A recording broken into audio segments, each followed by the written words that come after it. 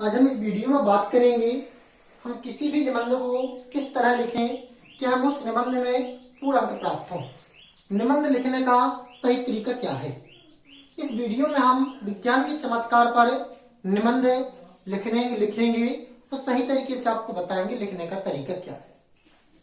तो सबसे पहले आप कभी भी कोई भी निबंध लिखें तो उस निबंध पर रूपरेखा तैयार करें। ये रूपरेखा कहलाती क्या है, रूपरेखा होती क्या है। तो रूपरेखा की एग्जाम्पल हम इस किताब के माध्यम से समझते हैं। चाहे कोई भी बुक हो, सभी किताबों में रूपरेखा होती है। तो जैसे कि किताब देख रहे हैं, इस पर ये जो सूची दी गई है, इस सूची को ही रूपरेखा कहते हैं। इसे ही आउटलाइन कहते हैं, इसे ही इंडेक्स कहते हैं।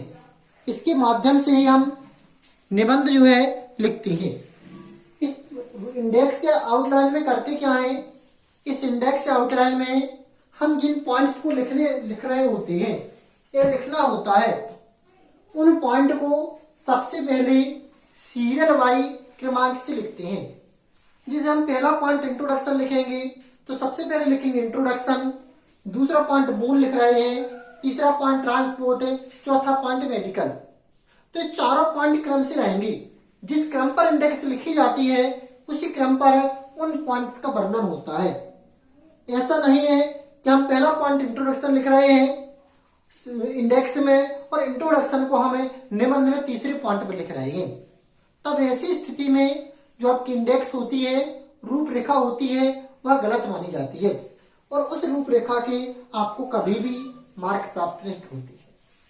इसलिए आप इंडेक्स में लिखते समय विशेष तौर पर ध्यान रखें कि जिस सीरियल क्रमांक पर इंडेक्स तैयार की गई हो उसी सीरियल क्रमांक से निबंध का वर्णन होना चाहिए। तो रूपरेखा कहलाती है पॉइंट लिखने का क्रमांक, कि किस पॉइंट को हमने किस क्रम पर व्यवस्थित किया है, तो वो क्या कहलाती है आपकी रूपरेखा। तो आज हम देखते हैं विज्ञान के चमत्कार पर रूपरेखा। तो देखें आपकी यह विज्ञान के चमत्कार पर रूपरेखा। सबसे पहले आप जिस निबंध को लिख रहे होते हैं उसको ऊपर लिखें हेडिंग बनाकर। हेडिंग में आप लाइन का प्रयोग कर सकते हैं। इस प्रकार सजाने का प्रयोग ना करें। ऐसा कई बच्चे इस प्रकार सजा देते हैं, तो इस प्रकार सजाने का प्रयोग ना करें। आप चाहे तो नीचे लाइन खींच सकते हैं। इसके बाद आप रूपरेखा की हेडिंग बनाएंगे।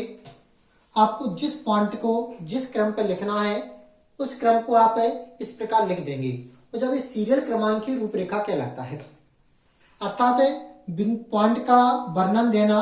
जैसे हम जब विज्ञान का चमत्कार अगले पार्ट में देखेंगे, ये पार्ट फर्स्ट है, तो हम पार्ट सेकंड में सबसे पहला पॉइंट प्रस्तावना देंगे और वैज्ञानिक वरदान में वैज्ञानिक वरदान, ये दो पॉइंट का वर्णन करेंगे। फिर तीसरे पॉइंट का वर्णन विज्ञान के प्रयोग करेंगे और इस क्रम पर इसका वर्णन करेंगे। तो ये क्या कहलाती है आपकी रूपरेखा। तो सबसे पहले आप विज्ञान के चमत्कार में रूपरेखा का पहला पॉइंट हम दे रहे हैं प्रस्तावना, वैज्ञानिक वरदान, विज्ञान का प्रयोग। अब विज्ञान के प्रयोग में हमने 4 प्रयोग दिए हैं 4 क्षेत्रों में। विज्ञान आजकल वर्तमान में सर्वत्र है।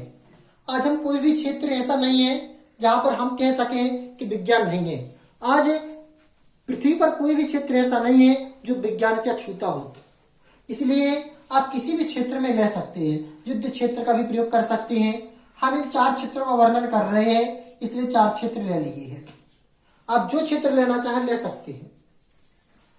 वैज्ञानिक अभिशाप चौथा पॉइंट देंगे। हमने 3.1 इसलिए लिखा है क्योंकि विज्ञान का प्रयोग मेन पॉइंट देंगे और विज्ञान का प्रयोग निम्न क्षेत्रों में है, तो ये 4 पॉइंट हम वहां पर वर्णन कर देंगे। 5वां पॉइंट इसका हम विज्ञान के चमत्कार का रूपरेखा में देंगे चेतावनी। और लास्ट पॉइंट सभी निबंध का उपसंहार होता है। आप चाहे किसी निबंध को इंग्लिश में लिखें तो उसका पहला पॉइंट हमेशा प्रस्तावना और लास्ट पॉइंट हमेशा उपसंहार होता है। किसी भी भाषा में लिखें, चाहे हिंदी हो चाहे इंग्लिश, विशेष तौर पर तो उनका पहला पॉइंट प्रस्तावना और लास्ट पॉइंट क्या होता है, उपसंहार। तो यदि आपको ये पॉइंट विज्ञान के चमत्कार पर रूपरेखा अच्छी लगी है तो इस वीडियो को लाइक करिएगा। नेक्स्ट वीडियो में हम आपको विज्ञान के चमत्कार पार्ट 2 में प्रस्तावना, वैज्ञानिक वरदान इन 2 पॉइंट का वर्णन करेंगे। नमस्कार, जय माता दी, राधे राधे, जय श्री राम।